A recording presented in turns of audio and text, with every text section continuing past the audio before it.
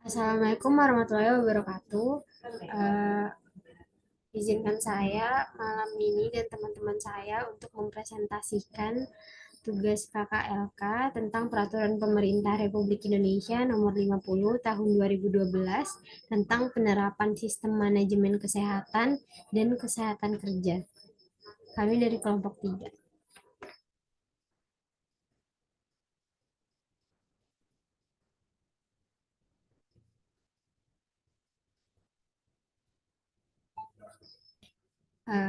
Sebelumnya, saya izin memperkenalkan teman-teman saya. Pertama ada Muhammad Ade Surya, kemudian ada Rizky Pratama, ada Abi Alfariza, kemudian ada saya sendiri, Nur Fadila Anissa, dan yang terakhir ada Yolanda Afita.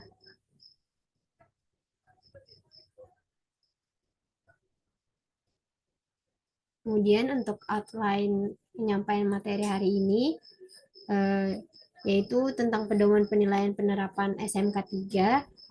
Ada 3, yang pertama kriteria audit SMK 3, yang kedua penerapan kriteria audit tiap tingkat pencapaian penerapan SMK 3, dan yang terakhir ketentuan penilaian hasil audit SMK 3.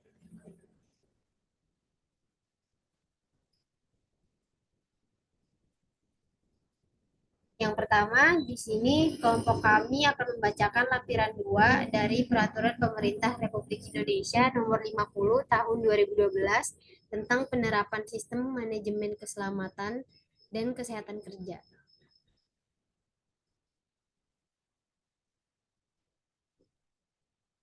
Next. Yang pertama di sini ada kriteria audit SMK 3. Jadi kriteria audit SMK 3 ini terdiri atas beberapa bagian. Bagian pertama tentang pembangunan dan pemeliharaan komitmen yang terdiri atas kebijakan K3. Jadi kebijakan K3 ini dan kebijakan khusus lainnya ditinjau ulang secara berkala untuk menjamin bahwa kebijakan tersebut sesuai dengan perubahan yang terjadi dalam perusahaan dan dalam peraturan perundang-undangan.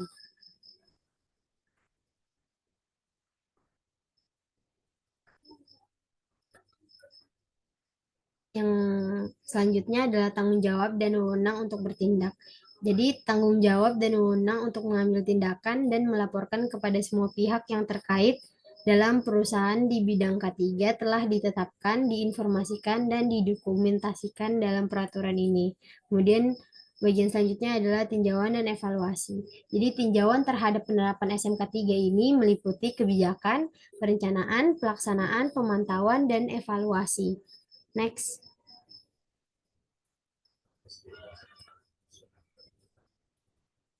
Kemudian di sini ada bagian selanjutnya yaitu keterlibatan dan konsultasi dengan tenaga kerja. Jadi, keterlibatan dan penjadwalan konsultasi tenaga kerja dengan wakil perusahaan akan didokumentasikan dan disebarluaskan ke seluruh tenaga kerja. Next.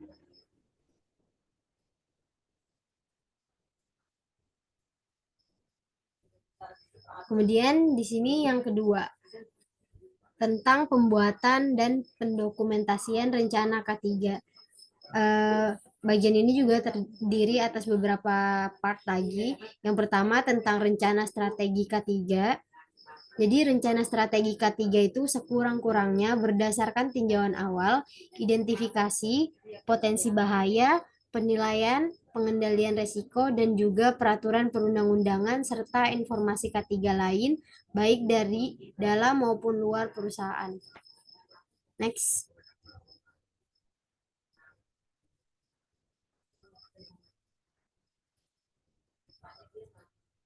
Nah, kemudian bagian lain yaitu manual SMK 3.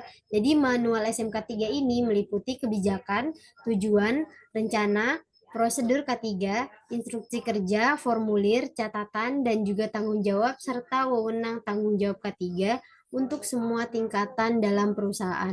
Kemudian bagian lainnya yaitu peraturan perundang-undangan dan persyaratan lain di bidang K3. Jadi terdapat prosedur yang terdokumentasi untuk mengidentifikasi, memperoleh, memelihara, dan memahami peraturan perundang-undangan, standar pedoman teknis, dan persyaratan lain yang relevan di bidang K3. Kemudian bagian yang lain yaitu tentang informasi K3. Jadi informasi yang dibutuhkan mengenai kegiatan K3 disebarluaskan secara sistematis kepada seluruh tenaga kerja, tamu, kontraktor, pelanggan, dan juga pemasok.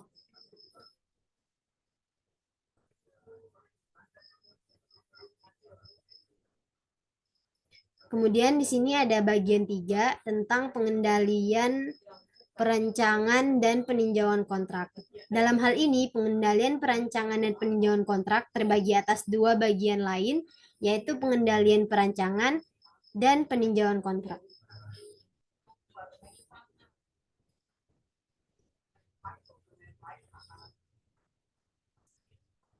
Nah, kemudian di sini bagian pengendalian perancangan itu meliputi hal yang menjadi pertimbangan dalam prosedur yang terdokumentasi, prosedur, instruksi, hal yang dilakukan petugas dalam pengendalian dan perancangan, dan modifikasi dalam pengendalian perancangan. Kemudian ada peninjauan kontrak, itu meliputi hal yang menjadi pertimbangan dalam prosedur yang terdokumentasi, identifikasi bahaya dan penilaian resiko dalam peninjauan kontrak, kontrak yang ditinjau, serta catatan peninjauan.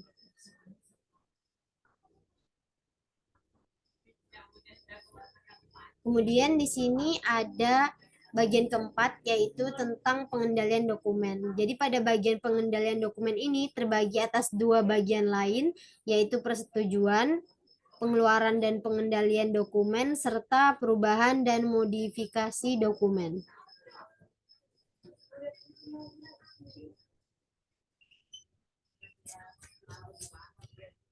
Pada dua bagian tersebut, persetujuan, pengeluaran, dan pengendalian dokumen itu punya identifikasi status, wewenang, tanggal pengeluaran, dan tanggal modifikasi. Kemudian penerima distribusi dokumen tercantum dalam dokumen tersebut. Dokumen usang segera disingkirkan dari penggunaannya, sedangkan dokumen usang yang disimpan untuk keperluan tertentu diberi tanda khusus. Kemudian pada bagian perubahan dan modifikasi dokumen berisi dalam hal terjadi perubahan, diberikan alasan terjadinya perubahan dan tertera dalam dokumen atau lampirannya dan menginformasikan kepada pihak terkait. Kemudian yang kedua, terdapat prosedur pengendalian dokumen atau daftar seluruh dokumen yang mencantumkan status dari setiap dokumen tersebut dalam upaya mencegah penggunaan dokumen yang usang.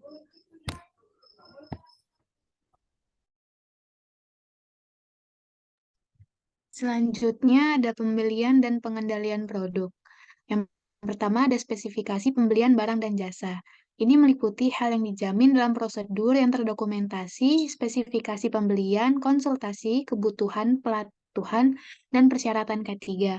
Selanjutnya ada sistem verifikasi barang dan jasa yang telah dibeli, yang berisikan tentang barang dan jasa yang dibeli diperiksa kesesuaiannya dengan spesifikasi pembeli.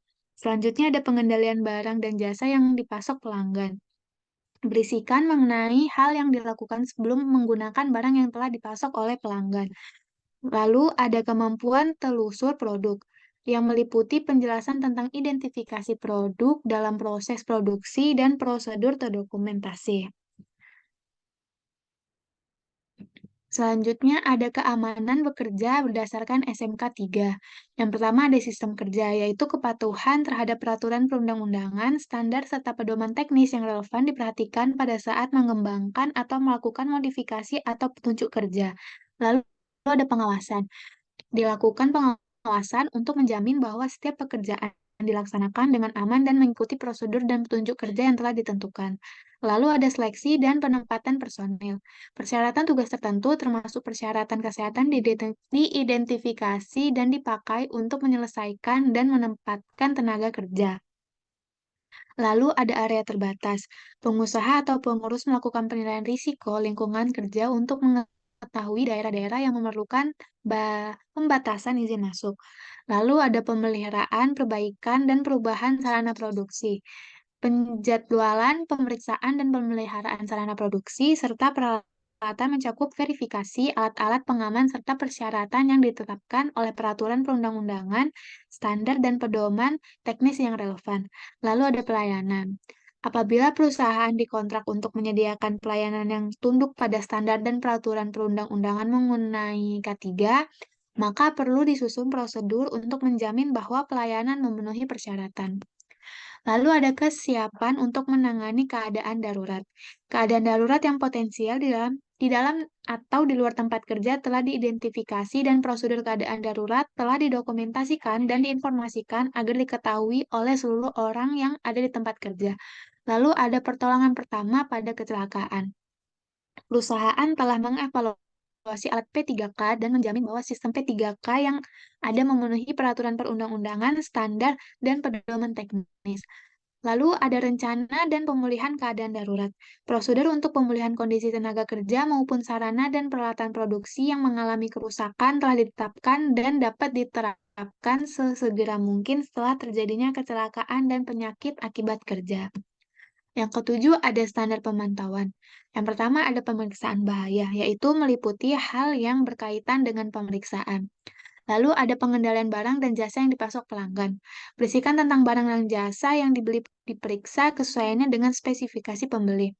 Lalu ada pengendalian barang dan jasa yang dipasok pelanggan, yang berisikan mengenai hal yang dilakukan sebelum menggunakan barang yang telah dipasok oleh pelanggan. Yang keempat, ada kemampuan telusur produk, yang meliputi penjelasan tentang identifikasi produk dalam proses produksi dan prosedur terdokumentasi. Lalu ada pelaporan dan perbaikan kekurangan. Yang pertama ada pelaporan bahaya. Terdapat prosedur pelaporan bahaya yang berhubungan dengan K3 dan prosedur ini diketahui oleh tenaga kerja. Lalu ada pelaporan kecelakaan. Terdapat prosedur terdokumentasi yang menjamin bahwa semua kecelakaan kerja, penyakit akibat kerja, kebakaran atau peledakan serta kejadian berbahaya lainnya di tempat kerja dicatat dan dilaporkan oleh oleh sesuai dengan peraturan perundang-undangan.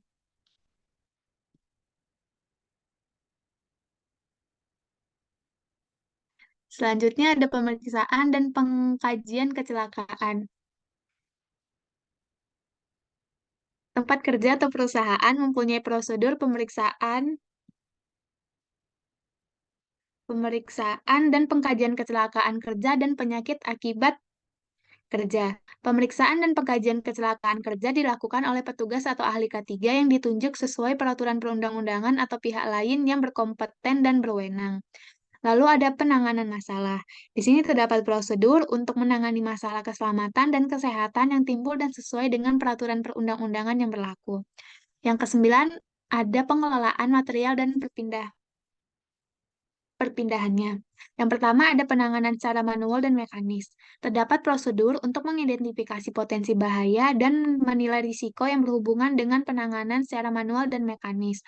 Lalu identifikasi bahaya dan penilaian risiko dilaksanakan oleh petugas yang berkompeten dan berwenang. Lalu ada sistem pengangkutan, penyimpanan, dan pembuangan.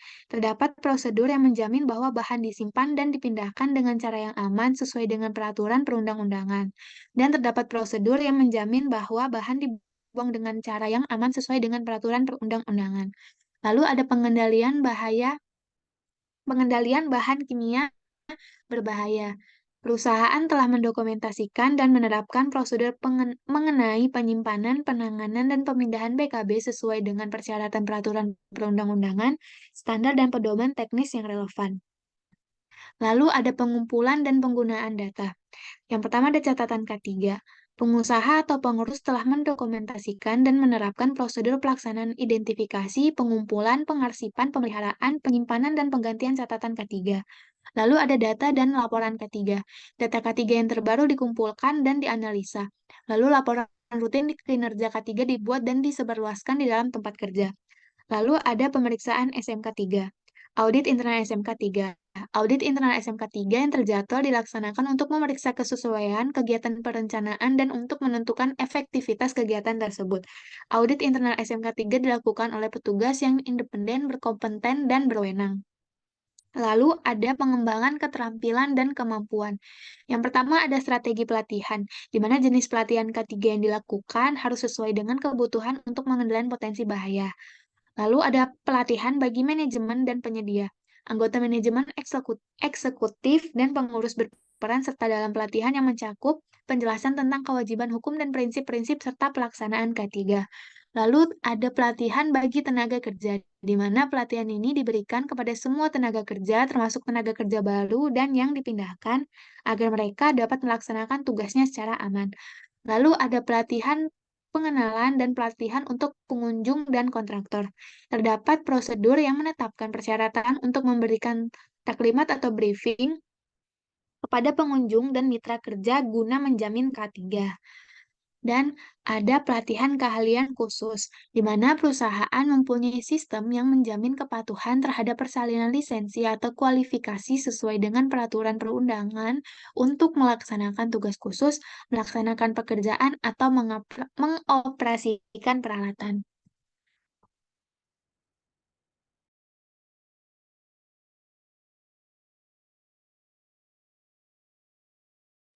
Mungkin sekian presentasi dari kelompok kami, kurang lebihnya mohon dimaafkan.